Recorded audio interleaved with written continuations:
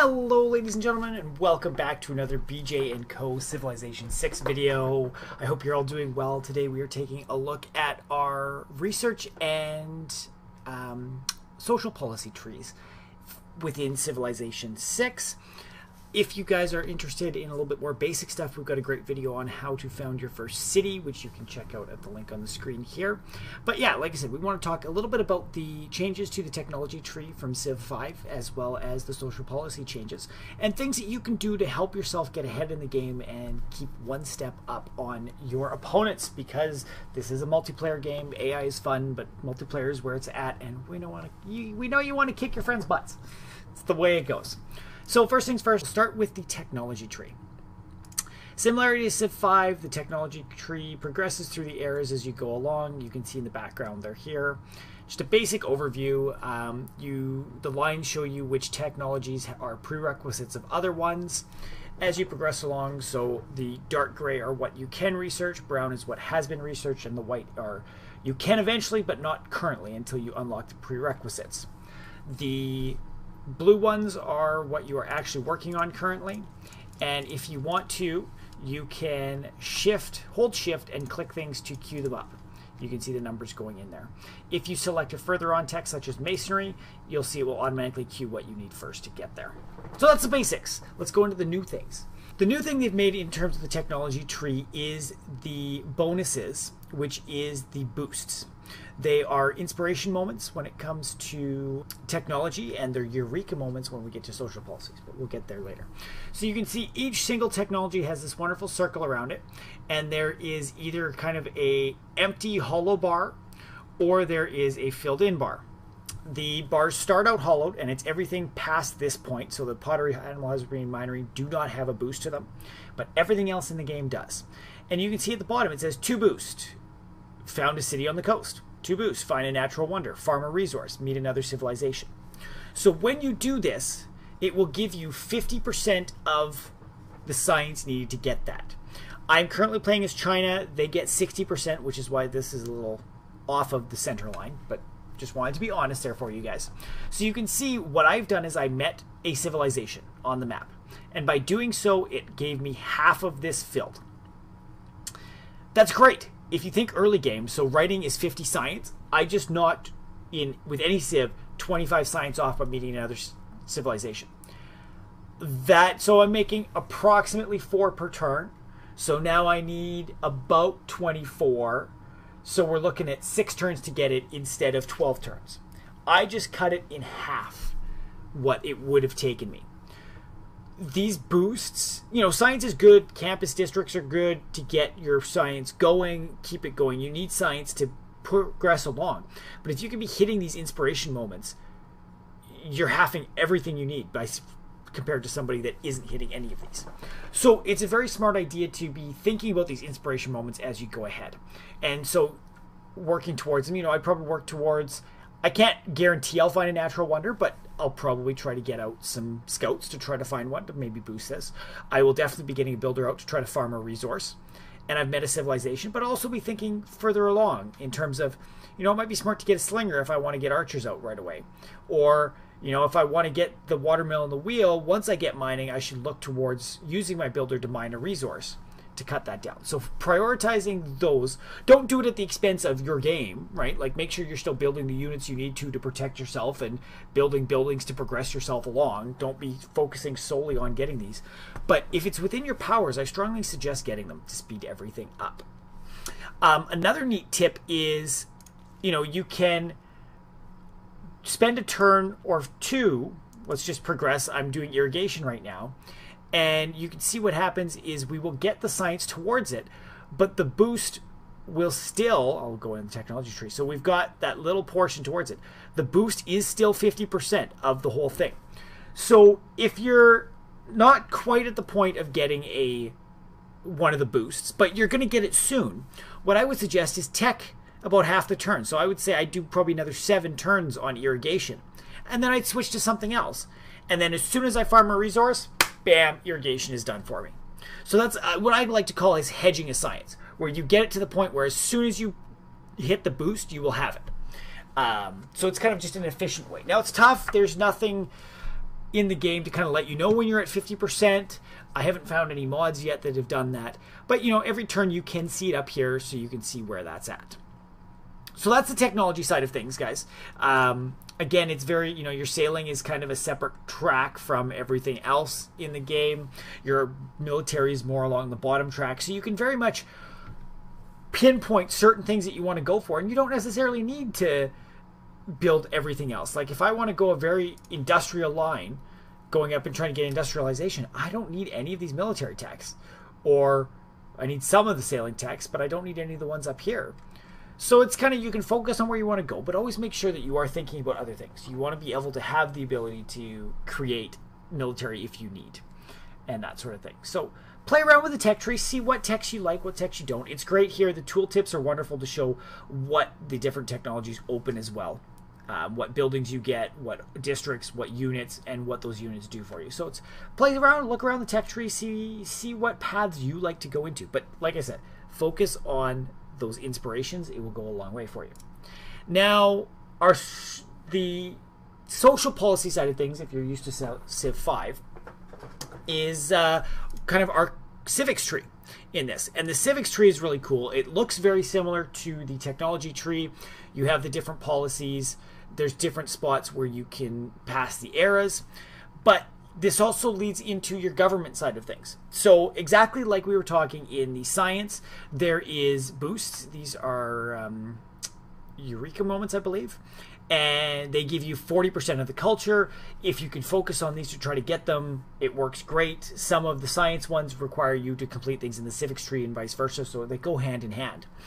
So I won't go too much into depth. You'll see there's a bunch of cards on these that are either economic, military, or great person or diplomatic cards.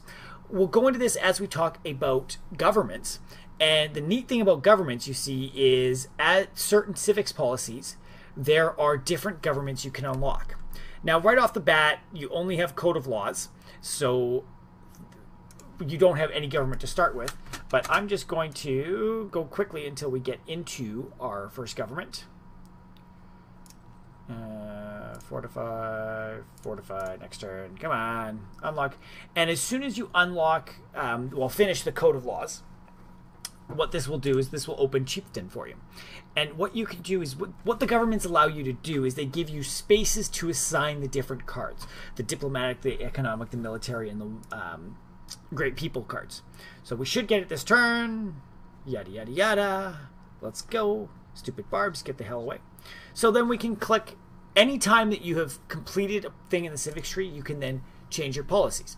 You can see we start at chiefdoms. We can view governments. This is the different ones we can unlock. And as we unlock them, you'll notice that there's different card slots that each ones have. Some are more military boosted, where it allows you to put a lot of military cards. Other ones are more economic or diplomatic. And each one of these two has a base ability where, you know, so oligarchy, I would get all land melee units, gain +4 combat strength. That's permanent while you have it equipped. But then also there's a percentage gain. So 1% every 5 turns I would gain in combat experience as I have this. And that stays with you. So if you switch governments later on, that is still a bonus that will be benefiting you. So you can kind of hedge that. There's lots of different things you can do. I won't go too much into depth with that. But in terms of the policies, there's all sorts of fun cards. Right off the bat, you get these 4. Allow you to do different things of, you know, do you want some production? Do you want some faith or gold? Very easy, you just drag and drop them in. And then with military, right off the bat, you can do your combat strength and your survey. So double experience for recon units. So that allows you to really tailor your style of play with your government. Is to, you know, if you're going to war, maybe you pick up a bunch of different military-related civics cards, or maybe you tailor your civics tree towards things more along the top, which has your military civics. Really neat aspect to allow you to swap out your governments very easily. Anytime you complete researching one of these, it allows you to change your government and to change your policies within it. So that's very, very dynamic in what you can do there. I strongly suggest, again here, going for those Eureka moments to get these finished. And same thing, you can hedge your culture here, swapping between them as you need. Again, I would also strongly suggest going for political philosophy fairly quickly. You need to get these 4 in order to get up to political philosophy, but being able to choose one of these, they each have 4 card slots over the 2 from Chieftain, will give you a huge benefit to your game. You can start earning great people points, a lot more influence towards the city-states, that sort of thing with those cards there. So push your way to it and then play around with it. Like, there's lots of things you can do in this tech tree. See what you like. One neat little trick that I really like is every so often there might be different things that you're not really planning on picking up. Like, you know, maybe there's not anything that I really like in military tradition, and I don't really need military tradition until I'm trying to get mercenaries or military training. So if I'm not planning to go to war, maybe I leave military tradition, and then later on, if I'm in a pinch and really want to switch out my policies in a hurry, I can go back and have a short turn to just get this to switch out my policies instead of waiting, you know, later on. These might be 10, 15 turns, but military tradition might be 1 or 2. So it's not a bad idea to sometimes keep some of those lower cost ones in your pocket if you do need to make adjustments. You know, somebody declares war on you, maybe you want to swap things up and get some military policies going to decrease the cost of your military. Because there is all sorts of things, you know, 100% production towards training classical era heavy and light cavalry units. That's huge if you're going to war. You could put things out twice as fast. There's all sorts of neat things. So go through, look at the different cards. I'm not going to go into depth with them. But that is the basics of the technology and the civics tree. I hope you guys found this helpful. Those are my little tips and tricks to get you ahead and a brief overview. If you guys have tips and tricks, I'd love to hear them down in the comments below. Or if I'm completely off my rocker, let me know. I love hearing from you guys. It's always good. If you've got other topics that you'd like to hear about within Civ 6, I'm still learning my way through it, but I always like to learn and help you guys learn. So if there's something you want to know about, just throw it down in the comments below. As always, if you guys enjoyed this, don't forget to smash that like button, and you can subscribe to the channel on updates of when our new content goes live. And we'd love to hang out with you on whatever social media you're on: Facebook, Twitter, Twitch, Tumblr, Reddit, Vote, Instagram, Snapchat, all those fun places. We're all over the place. And we've got a cool new website, bjandco.ca, so we hope to see you guys there. As always, thanks very much for watching, and we hope to see you all next time. Similarity to Civ 5, the technology tree progresses through the eras as you go along. You can see in the background they're here. Just a basic overview. The lines show you which technologies are prerequisites of other ones as you progress along. So the dark gray are what you can research, brown is what has been researched, and the white are you can eventually, but not currently until you unlock the prerequisites. But yeah, like I said, we want to talk a little bit about the changes to the technology tree from Civ 5, as well as the social policy changes, and things that you can do to help yourself get ahead in the game and keep one step up on your opponents, because this is a multiplayer game. AI is fun, but multiplayer is where it's at, and we know you want to kick your friends' butts. It's the way it goes. So first things first, start with the technology tree. Bonuses, which is the boosts. They are inspiration moments when it comes to technology, and they're Eureka moments when we get to social policies, but we'll get there later. So you can see each single technology has this wonderful circle around it, and there is either kind of a empty hollow bar or there is a filled in bar. The bars start out hollowed, and it's everything past this point. So hello ladies and gentlemen, and welcome back to another BJ & Co. Civilization 6 video. I hope you're all doing well. Today we are taking a look at our research and social policy trees within Civilization 6. If you guys are interested in a little bit more basic stuff, we've got a great video on how to found your first city, which you can check out at the link on the screen here. But the blue ones are what you are actually working on currently. And if you want to, you can hold shift and click things to queue them up. You can see the numbers going in there. If you select a further on text such as masonry, you'll see it will automatically queue what you need first to get there. So that's the basics. Let's go into the new things. The new thing they've made in terms of the technology tree is the